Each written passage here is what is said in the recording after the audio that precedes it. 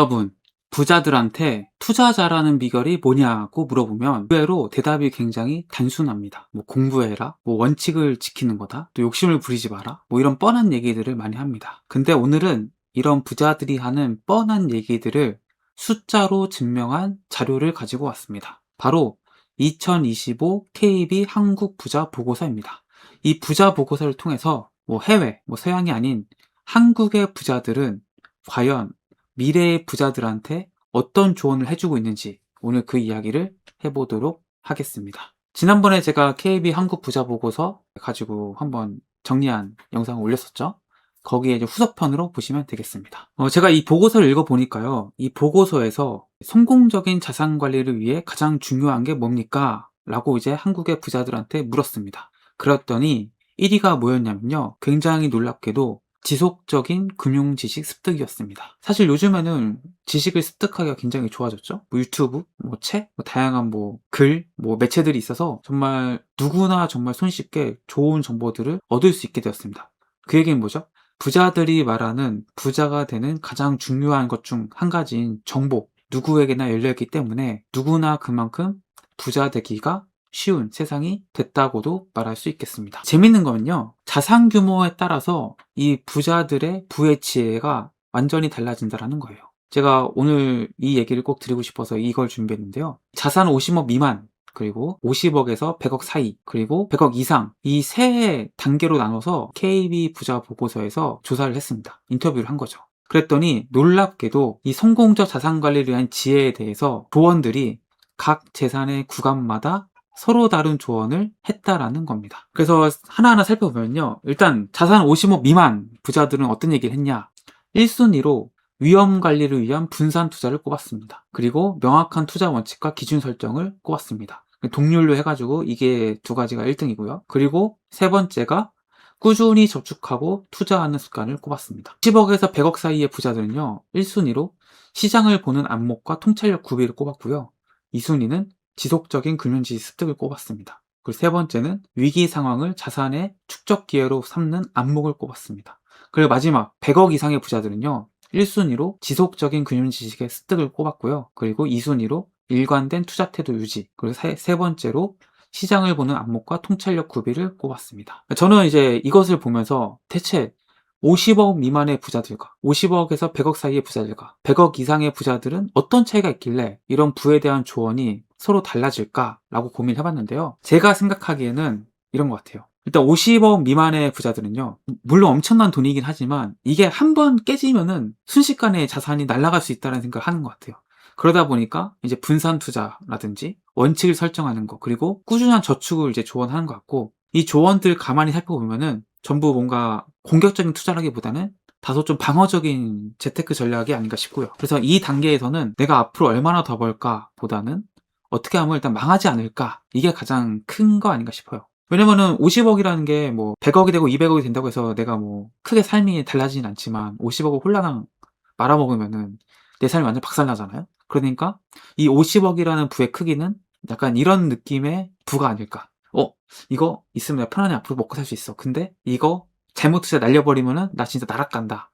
이런 불안감이 좀 같이 있는 이런 상태이기 때문에 50억 미만의 부자들은 이런 조언을 하지 않았나 싶고요. 일단 이제 50억에서 100억 사이의 이제 부자들은 보면은 이제 시장을 보는 안목이라든지 위기를 기회로 삼는 태도, 이런 것들이 중요하다고 꼽는데, 이 말은 뭐냐? 제가 생각하기에는 이제 방어는 이제 기본적인 거고, 이제는 내가 어떤 선택을 하느냐에 따라서 수익률이 달라진다. 그러니까 뭔가 남들 사니까 나도 산다기보다는 내가 내 판단으로 시장을 읽고 그다음에 위기를 기회로 삼는 거, 이런 것들을 강조하는 게 아닌가 싶습니다. 그래서 이제 50억 100억 정도 모았으면은 내가 이제 기본적으로 그 불안감, 여기에서는 이제 벗어났다고 이제 느끼기 때문에 방어에 대한 부분을 중요하게 생각하기보다는 내가 어떤 선택을 했을 때, 실제 예로 뭐 100억에 1%면 1억이잖아요. 그러니까 수익률 1% 차이가 막 억 단위로 왔다 갔다 하다 보니까 내가 이제 어떤 선택을 하냐에 따라서 정말 그 부의 크기가 달라지고, 그러니까 좀 뭔가 좀 신중하고 이 시장을 좀 제대로 읽는 거에 좀 더 집중하게 되는 거 아닌가, 그런 생각을 해봅니다. 그리고 이제 100억 이상의 이제 부자들, 이 부자들은요, 다시 이제 1순위가 그 지속적인 금융 지식이 나오잖아요. 그리고 상위권에 있는 것 중에 있는 게 일관된 투자 태도, 뭐 이런 것들이 있는데 100억 이상의 부자들은 이런 생각인 것 같아요. 내가 어떤 투자를 했을 때 이게 잘못해서 틀릴 수는 있다. 하지만 휘둘리면 안 된다. 이런 생각이 있는 것 같아요. 투자도 많이 했기 때문에 부자가 됐겠죠? 100억 이상의 자산을 모으기 위해서는. 그래서 이제 뭐 진짜 시장이라는 게 예측 불가하고 내가 생각한 게 모두 다 맞지 않는구나. 이것을 이제 충분히 습득을 하고 학습이 된 상태라 보고 여기서 이제 틀릴 수는 있다. 이거는 이제 자연스럽게 인정하게 된 거예요. 하지만 내 투자에 대한 철학이나 판단이 흔들리게 되면은 이게 가장 큰 위기다라고 보는 것 같아요. 그래서 뭔가 시장을 예측하기보다는 프로세스라든지 시스템이라든지 반복 가능한 뭔가 투자 방식 이런 것들을 중요하게 생각하는 거 아닌가 그런 생각을 해봅니다. 이 투자 보고서에 또 재밌는 게 이제 실제 인터뷰한 내용들을 이제 갖고 왔는데요. 그대로 이제 글을 실어줬는데 뭐 주요된 걸 읽어보면은 60대 여성 금융자산 20억이 있는 이 여성은 지금까지 투자해보니 너무 욕심내지 말고 수익은 20% 손실은 10%까지는 넘어가자 이런 얘기를 해줬고요. 또 60대 남성 금융자산 70억을 가진 사람은 수익을 1에서 10으로 나눈다면 9에서 10은 절대 선택하지 말고 중간인 4에서 5를 선택하자. 세상에 공짜는 부모님을 빼고 없다고 주변에도 이야기합니다. 그러니까 이제 70억 정도 되니까 이제 양극단에 너무 극단적인 선택을 하기보다는 중간쯤에서 이제 너무 리스크를 지지도 않고 너무 그렇다고 이제 안정적인 것만 추구하지 않는 그런 태도를 보이고 있죠. 그리고 50대 남성, 금융자산 30억을 가진 이 50대 남성 같은 경우에는 혹시나 모르는 투자를 해야 한다면 정말 잘 알아보고 해야 해요. 손실이 났을 때 투자의 칼자루를 본인이 쥐고 흔들 수 있어야 해요. 이런 얘기를 했고요. 또 금융자산 10억을 가진 40대 남성은 내가 잘할 수 있는 것, 내가 잘 아는 것에만 집중을 해야지 누가 한다고 해서 분위기에 휩쓸려 따라 투자하는 건 좋지 않아요. 이런 얘기를 했고요. 금융자산 70억을 가진 60대 남성은 달걀은 나눠 담아야지 모두 한 바구니에 담으면 안 돼요. 만약 한 군데 많은 돈을 투자에 물리게 되면 어떻게 할 수가 없어요. 70억을 모으면서 본인이 경험한 걸 토대로 해서 분산 투자의 중요성을 말씀하시고 있고 금융자산 30억을 가진 50대 남성 같은 경우에는 책을 읽다 보면 포트폴리오 구성할 때 달걀을 한 바구니에 담지 말라는 중요한 교훈을 강조하잖아요. 그래서 금융 투자를 하지만 부동산 투자까지 분산 투자를 하고 있는 거죠. 이런 얘기를 하고 있습니다. 그리고 이제 금융자산 10억 원을 가진 40대 여성 어느 정도 돈이 모이면 공부를 해서 공격적 투자를 해보자. 그리고 금융자산 20억을 가진 60대 여성 같은 경우에는 경제의 흐름과 트렌드를 잘 봐야 할 것 같다. 공부를 좀 열심히 해서 공격적으로 투자를 해도 된다. 이런 얘기를 했습니다. 다음은 이제 지금 이 보고서에서 인터뷰를 한 사람들 현재의 부자잖아요.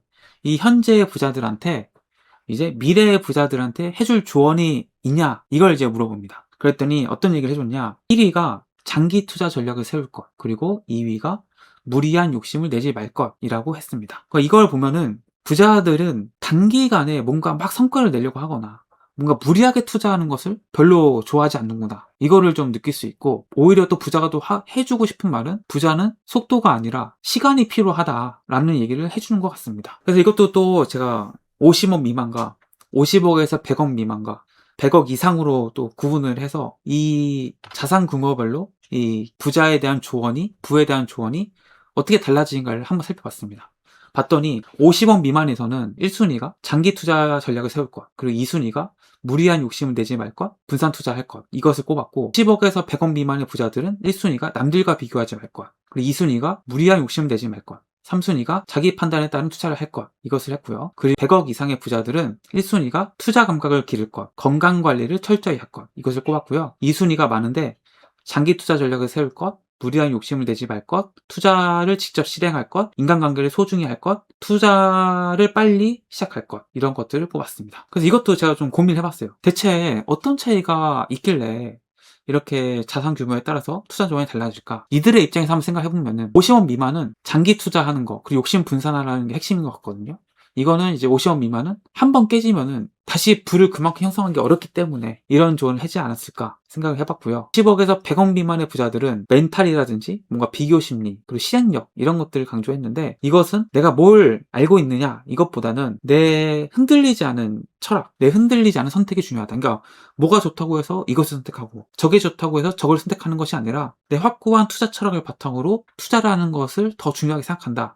라는 것을 느낄 수 있었습니다. 100억 이상은 이제 돈의 크기가 커지면 커질수록 뭔가 감각이라든지 투자에 대한 감각이라든지 건강을 이제 중요시하는 것을 볼 수 있는데 이것은 제가 보기에는 100억 이상이 되려면 아무래도 시간이 많이 필요하잖아요. 뭐 20대에 100억 뭐 쉽지 않잖아요. 대부분의 100억 이상의 부자들은 나이가 많다는 것을 우리가 생각해 볼 수 있죠. 그런 측면에서 봤을 때 건강이 이제 이렇게 새롭게 떠오르게 된 원인이 아닌가 싶고 그리고 사실은 이 감각이라는 거, 이 판단력이라는 것은 신체적 건강에 굉장히 그 기반을 두고 있기 때문에 건강이 무너지면 감각이 무뎌질 수밖에 없잖아요. 이런 생각을 해봅니다. 또 실질적으로 구체적인 그 조언을 제가 가져왔는데, 한국 부자가 미래의 부자들에게 전하는 자산관리 팁, 제가 구체적으로 한번 읽어드리면은, 금융자산 10억 원 있는 40대 남성 같은 경우에는 욜로나 현재를 즐기기보다 그 돈을 아껴 1, 2억만 모아도 자산을 불릴 수 있는 것들이 조금씩 생겨요. 1억을 2억으로 만드는 시간보다 2억을 4억으로 만드는 시간이 짧아요. 5억만 돼도 10억 만드는 게 훨씬 더 줄어들어요. 그러니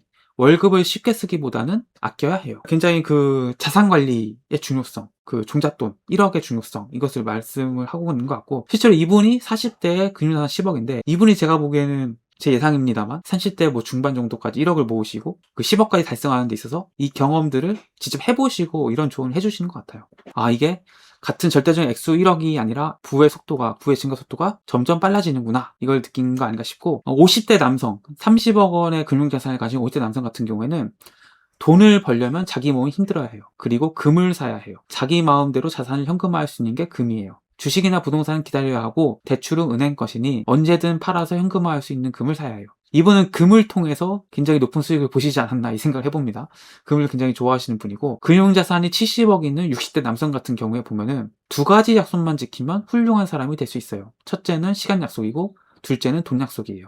어느 책에서 보니 부자치고 시간 약속 안 지키는 사람 없다고 해요. 그리고 돈은 가족 간에도 빌려주고 받는 약속을 잘 지켜야 해요. 그래서 약간 나이가 있으셔서인지는 모르겠으나 굉장히 삶의 원칙적인 얘기를 해주셨고, 금융자산 10억인 40대 여성 같은 경우에는 이런 말씀 하셨습니다. 티끌은 모아도 티끌인 것 같지만 그 티끌로 뭐라도 해보고 기본적인 생활도 바꿔볼 필요가 있어요. 무조건 절약하기보다 어느 정도 투자할 수 있을 만큼 돈이 생길 때까지 노력하는 것이 필요하다고 생각해요. 예전보다 투자할 수 있는 것도 많아져서 요즘 청년들은 정말 좋겠다는 생각이 들어요.